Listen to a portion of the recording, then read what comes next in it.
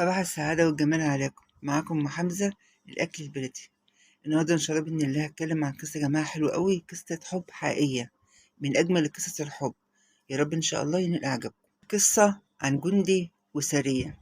وقع شاب فقير في حب فتاة من عائلة ثرية جدا، تقدم ليخطبها، لكن أهلها موافقوش. ليه؟ باختلاف الوضع المادي.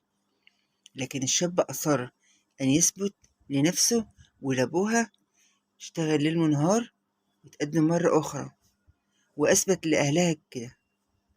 عرفوا بقى إن الشاب ده يا جماعة جدي في الخطوبة، لكن القدر يا جماعة حصل حاجة تانية، اتأجل الزواج. ليه؟ لأن كان جندي في الجيش، اضطر يبتعد شوية بسبب الحرب عن بلده وعنها، لكن بعد ما انتهاء الحرب هيرجع يكمل الزواج. وفي يوم من الأيام وقعت مأساة. كانت البنت بتقود عربيتها عائدة إلى البيت، تعرضت لانصدام من سيارة مسرعة. ذهب أهل الفتاة إلى المستشفى. خرجت الفتاة من حالة الخطر، وعندما استيقظت لاحظت على أهلها علامات الذهول والصدمة. استمر صمتهم مع البكاء فقط. أخذت تسأل بأنين وألم، وتحسست وجهها، فأدركت ما حدث وفهمت إن وجهها تشوه تماما. أخذت في البكاء وبدأت تقول كلام: أصبحت بشعة، أصبحت وحشة، وتبكي بحرقة. تملكت الفتاة نفسها من جديد، وقالت لأبوها إنها تريد أن تنهي علاقتها مع الشاب اللي هيجي بعد فترة عشان يتجوزها. ليه؟ لأنها أصبحت مشوهة الوجه.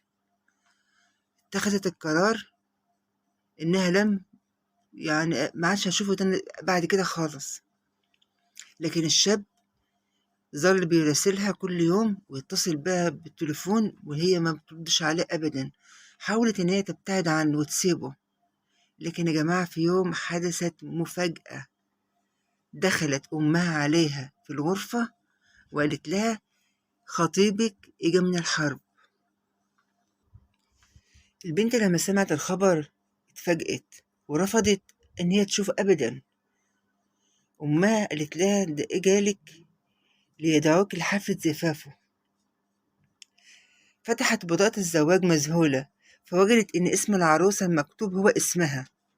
وعندما بدأت بالبكاء بحرقة في تلك اللحظة، دخل الشاب حاملا باقة من الورود وركع أمامها.